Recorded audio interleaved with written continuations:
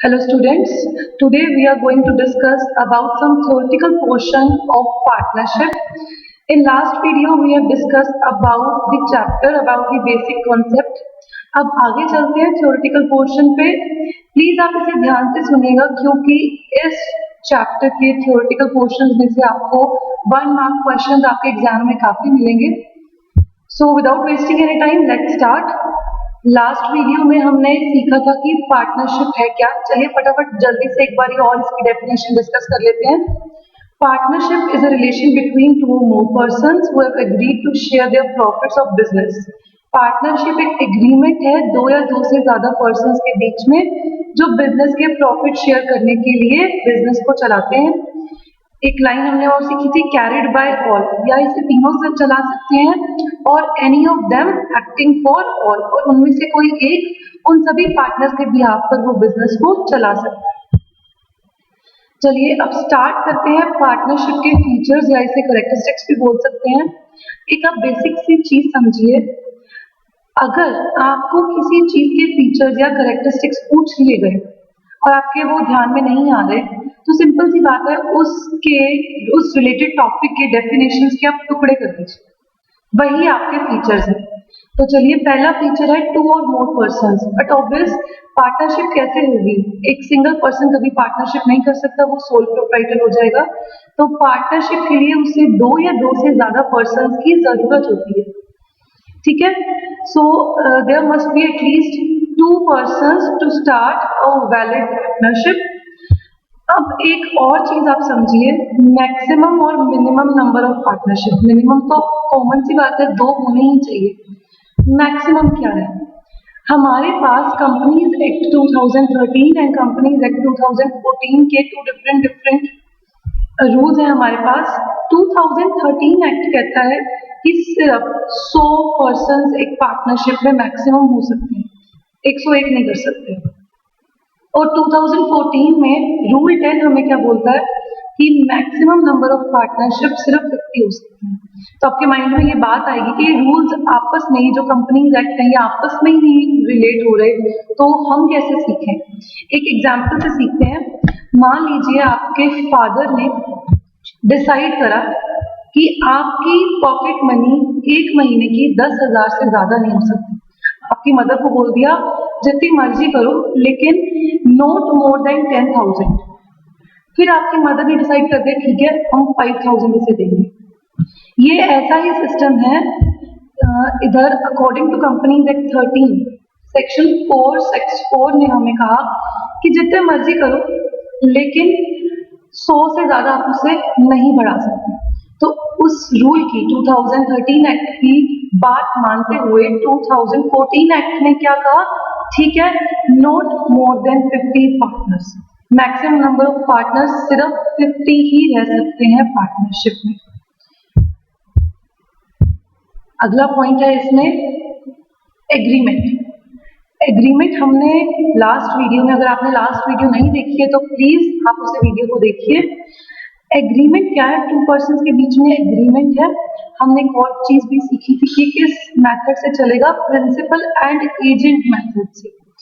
ABC partner है, अगर ए जाकर किसी पर्सन के साथ कॉन्ट्रैक्ट करेगा नेक्स्ट फर्दर, मान लीजिए कोई एक्स लिमिटेड कंपनी है, उन्होंने ए से, जो 3 पार्टनर्स हैं ABC, उनमें से एक पार्टनर ने कॉन्ट्रैक्ट करा एक्स लिमिटेड से और उन्हें बोला कि अगले हफ्ते हमें 1000 केक चाहिए. अब केक डिलीवर करने के बाद जो पैसा मिलेगा वो किसे मिलेगा, ए को या पार्टनरशिप फर्म को. यस, पार्टनरशिप फर्म को ही वो पैसा मिलेगा और वो प्रॉफिट्स के रूप में ABC तीनों में बटेगा. कॉन्ट्रैक्ट चाहे अगर ए ने साइन करा हो लेकिन हकदार कौन है, तीनों. यही एग्रीमेंट है कि वो प्रॉफिट शेयर करने के लिए बिजनेस में आए हैं. हमारी डेफिनेशन क्या बोलती है, who have agreed to share profit. It is an agreement to share profits of the business. तो प्रॉफिट पर तीनों का हक है, यही एग्रीमेंट है. नेक्स्ट आ गया हमारे पास existence of business and profit motive. Obvious सी बात है, कोई भी बिजनेस क्यों आएगा, क्यों एग्जिस्टेंस में आएगा, प्रॉफिट कमाने के लिए. अब main existence of business, a partnership can be formed for the purpose of carrying on legal business. आप इलीगल बिजनेस नहीं कर सकते, वो पार्टनरशिप नहीं कहलाएगी, वो लॉ की नजर में एग्जिस्ट नहीं करता, वो इलीगल वर्क हो जाएगा।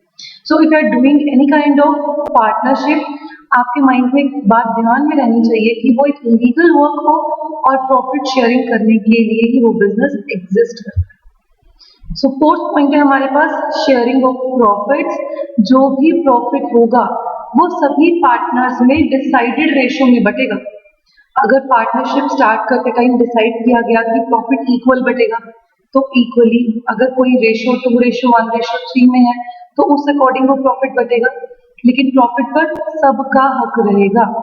Agreement between the partners must be aimed at sharing the profit. वो किस एम के साथ काम कर रहे हैं? प्रॉफिट कमाएंगे और अपने बीच में उस प्रॉफिट को बांटेंगे। फिफ्थ पॉइंट आ गया हमारे पास, बिजनेस कैरिड बाय ऑल और any of them acting for all. Last video में भी मैंने आपको एक एग्जांपल दिया था। 2 पर्सन है ए एंड बी जो कि पार्टनरशिप में आए हैं। ए के पास मनी है बिजनेस में इन्वेस्ट करने के लिए, बट उसके पास टाइम नहीं है। उन्होंने केक का बिजनेस स्टार्ट करना था, एक एग्जांपल लेते हैं। अब बी के पास बिजनेस स्टार्ट करने के लिए पैसा नहीं है, बट उसके पास हुनर है कि वो बेस्ट केक बना सकता है। ऐसे ही ए ने मनी इन्वेस्ट करी, बी ने उस बिजनेस में काम करके प्रॉफिट कमाया, लेकिन प्रॉफिट दोनों ने बांटा और बी, ए और बी दोनों के बिहाफ में काम कर रहा है।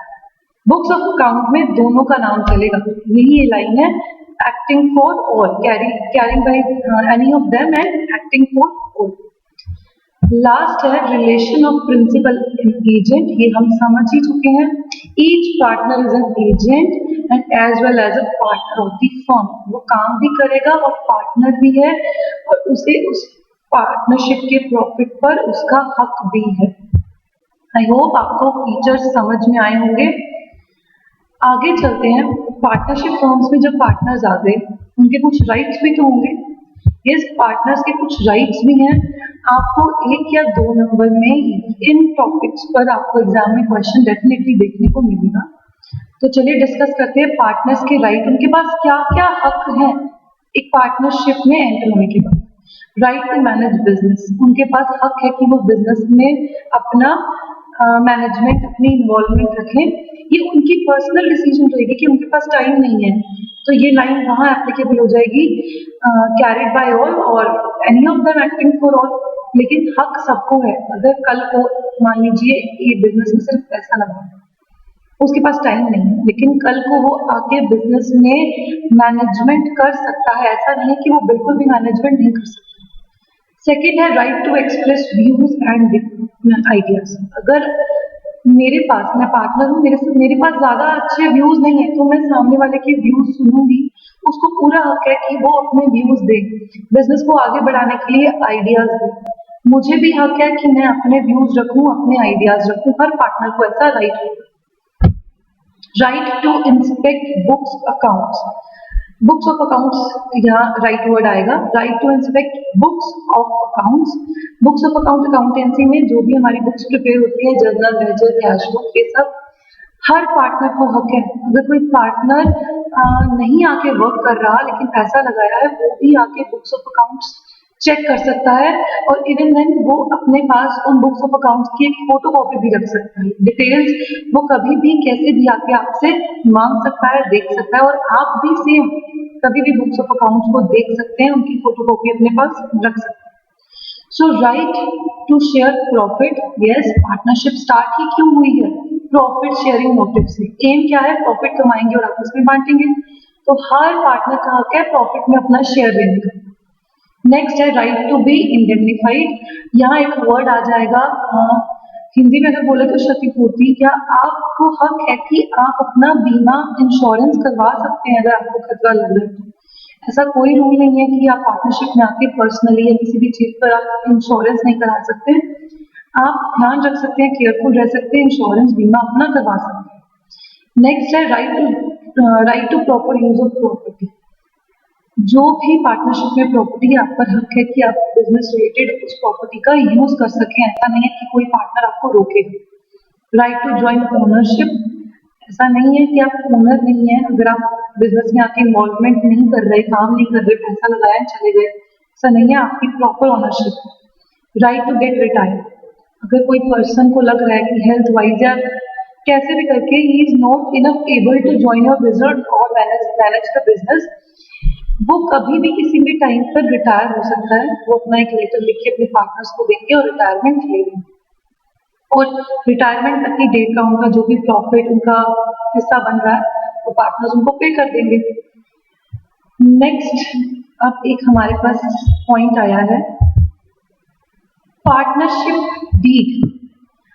आपने मूवीज में अपनी नॉर्मल लाइफ में भी देखा होगा, कोई भी कॉन्ट्रैक्ट अगर हम बीच में आपके बीच में किसी की दो पर्सन के बीच में कोई कॉन्ट्रैक्ट हो रहा होता है तो वो कुछ कागज वगैरह सिग्नेचर करते हैं, वो कॉन्ट्रैक्ट है। वैसे ही पार्टनरशिप में जब कॉन्ट्रैक्ट सिग्नेचर होते हैं, जो भी क्लोज लिखे जाते हैं, जो भी टर्म्स एंड कंडीशंस जिस भी पेपर्स के अंदर होती है उसे पार्टनरशिप डीड कहते हैं।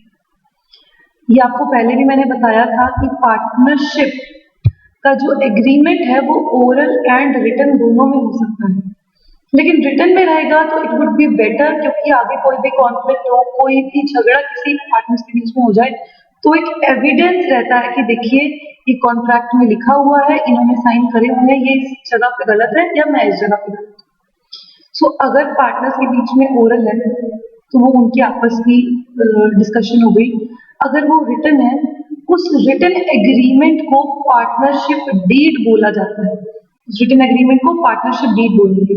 अगर 1 मार्क में क्वेश्चन आ जाए कि पार्टनरशिप डीड क्या है, तो written agreement between partners is called partnership deed. यहाँ लिखा भी होगा the partnership deed is a written agreement among partners which contains the term and condition of agreement. यहाँ लाइन पे या जो लाइन बोल्ड अक्षर में है यहाँ इसे पढ़िए, the partnership deed is a written agreement among partners which contains the term and conditions of agreement. It is also called article of partnership.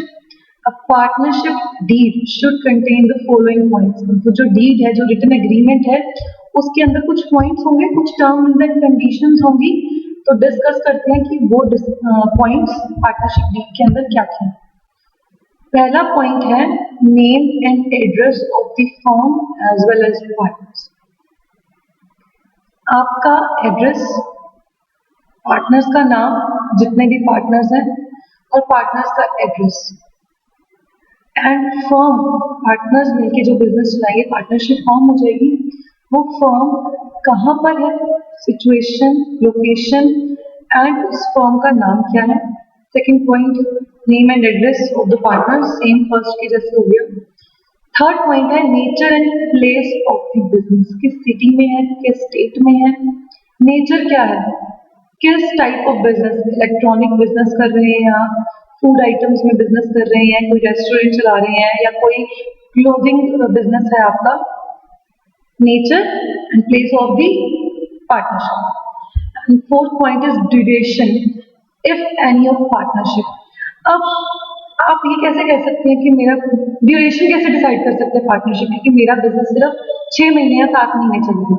हम एक बिजनेस में आते हैं तो लाइफ लॉन्ग बिजनेस करने के लिए आते हैं, वो हमारी सिचुएशंस या सर्कमस्टांसेस ऐसे हो जाते हैं कि बिजनेस कभी लॉस हो गया तो बंद करना पड़ेगा। बट एक लिमिटेड टाइम पीरियड वाली पार्टनरशिप भी होती है। कैसे, मान लीजिए आप ए कंपनी में, बी कंपनी हुई, लिमिटेड फर्म है, पार्टनरशिप फर्म है हमारी, हमें एक पुल बनाना है, कोई पुल बनाने का ऑर्डर मिला और उसमें हम दोनों ने पार्टनरशिप करके उस पुल को बनाया। अब वो पुल थोड़ी ना कि बनता ही रहेगा, सालों साल बनता ही रहेगा। पुल बन गया, 8 महीने में पुल बन के रेडी हो गया। जब वो पुल बन गया, उसकी पेमेंट हमें मिल गई, हमने प्रॉफिट शेयरिंग कर ली, तो हमारी पार्टनरशिप खत्म है। यही होती है अगर आपकी पार्टनरशिप की कोई ड्यूरेशन है तो वो वहां लिखा होगा कि आप एक लिमिटेड ड्यूरेशन के लिए पार्टनरशिप में आए हैं। जैसे वो काम खत्म हो जाएगा, प्रॉफिट शेयरिंग कर लेंगे तो पार्टनरशिप भी खत्म। नेक्स्ट आ गया fifth point, capital contribution by each partners. A B C partners हैं, बिजनेस स्टार्ट कर रहे हैं। ए ने 1 लाख रुपए, बी ने 2 लाख और सी ने 3 लाख। तो वो उस कॉन्ट्रैक्ट के अंदर लिखा रहेगा कि कौन कितनी कैपिटल लेकर बिजनेस में आया है, ये सब चीजें उसके अंदर रहेंगी। नेक्स्ट पॉइंट आ गया हमारे पास इंटरेस्ट ऑन कैपिटल। कैपिटल के ऊपर आपको इंटरेस्ट मिलता है, या आपने अपने 11th बिजनेस में ये चीजें पढ़ी भी होंगी डेफिनेटली। जो जितनी कैपिटल लगाता है उसे पर एनम के अकॉर्डिंग कुछ 6%, 7% ये सब percentage rate interest on capital उसको मिलता है। जितना भी इंटरेस्ट ऑन कैपिटल पार्टनर्स आपस में मिलकर डिसाइड करते हैं वो आपके पार्टनरशिप डीड में लिखा रहेगा, ताकि कल को कोई कॉन्फ्लिक्ट ना हो जाए कि हमने 7 डिसाइड किया था, हमें 6 कैसे मिल रहा है। लिखा रहेगा, एविडेंस रहेगा, पार्टनर्स की सिग्नेचर्स रहेंगे, तो कॉन्फ्लिक्ट की कोई दिक्कत ही नहीं आएगी। नेक्स्ट है drawings and interest on. Drawing आपने सीखा है, वर्ड पता है ड्राइंग्स क्या है। जब कोई ओनर बिजनेस में से पैसा निकाले उसे ड्राइंग्स बोलते हैं। अब यहाँ पे एक अलग से टॉपिक भी आएगा जो हम आगे डिस्कस करने वाले हैं, interest drawings and interest on drawing.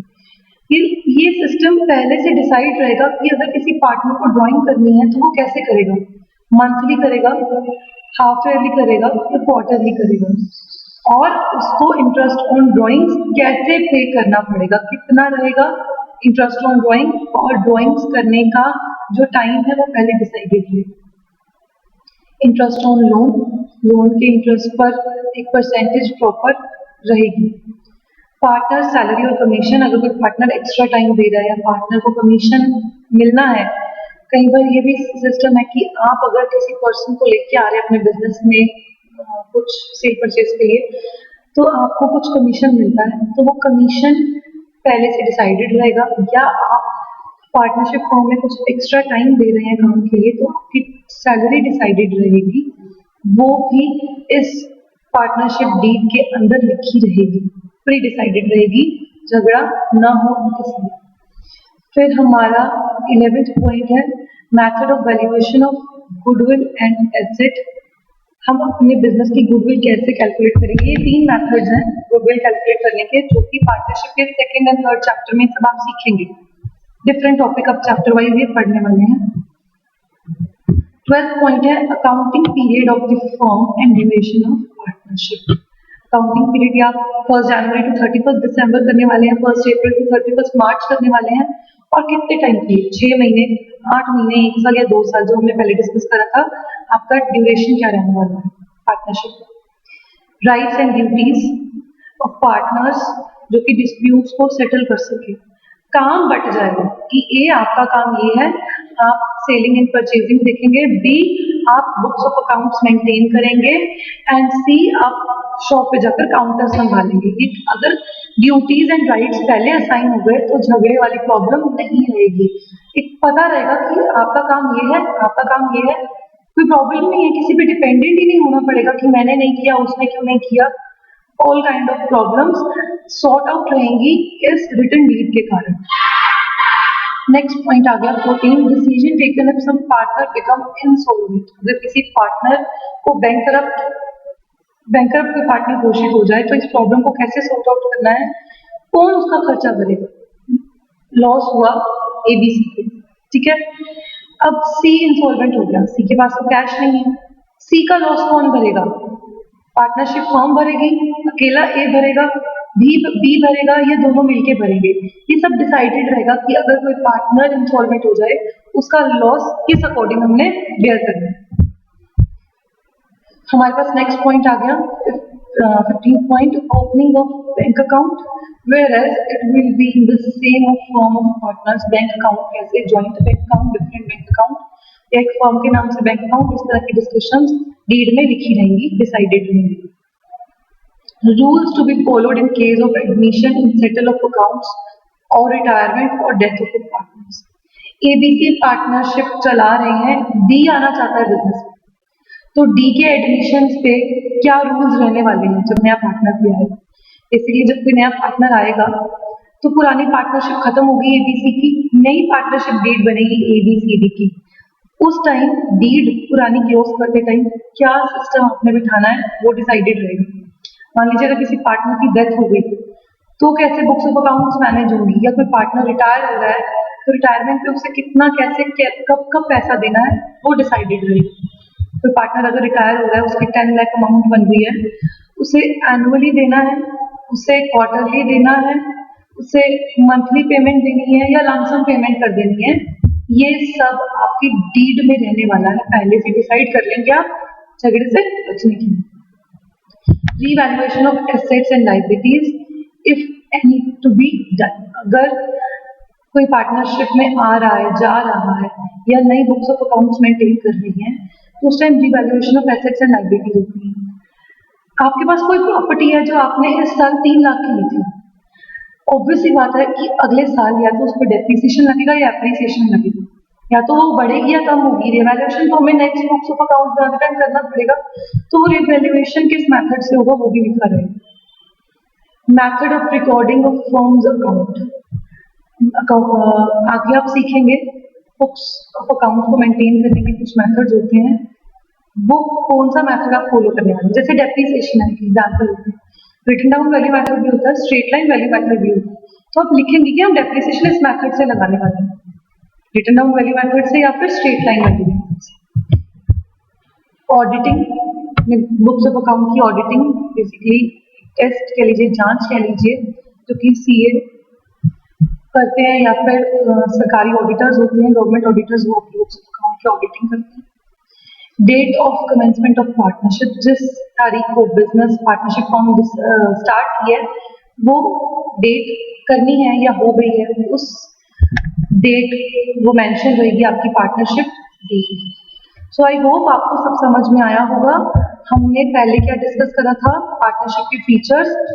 नहीं, अगर आपको पार्टनरशिप के फीचर्स याद आ रहे, डेफिनेशन के टुकड़े कर दीजिए कि वो एक एग्रीमेंट है, 2 और मोर पर्संस होने चाहिए, प्रॉफिट शेयरिंग के लिए काम हो रहा है, लीगल बिजनेस होना चाहिए, कैरिड बाय ऑल और any of them acting for all. Partnership के बेसिकली टुकड़े करने।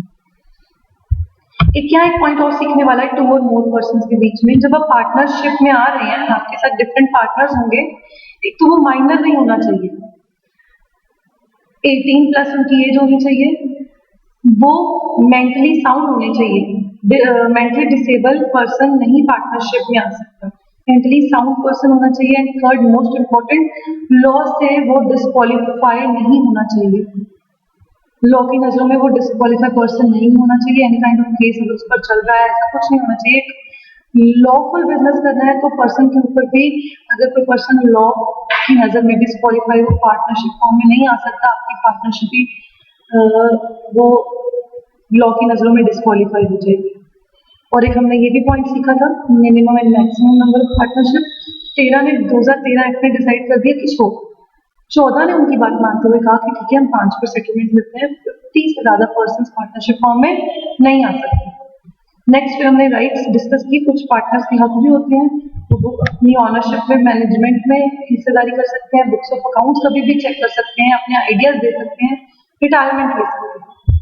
फिर हमने बात करी डीड, रिटन एग्रीमेंट होता है जिसके अंदर सारे रूल्स, टर्म्स एंड कंडीशंस लिखे रहते हैं, उस कॉन्ट्रैक्ट के अंदर पार्टनर्स उसे साइन करते हैं बेसिकली। तो और उसके बाद जो टर्म्स एंड कंडीशन क्या क्या होती हैं वो हमने 25 पॉइंट्स यहाँ पर डिस्कस किए। So that's all for today. Next video में इससे आगे वाले टॉपिक्स को डिस्कस करेंगे। Thank you.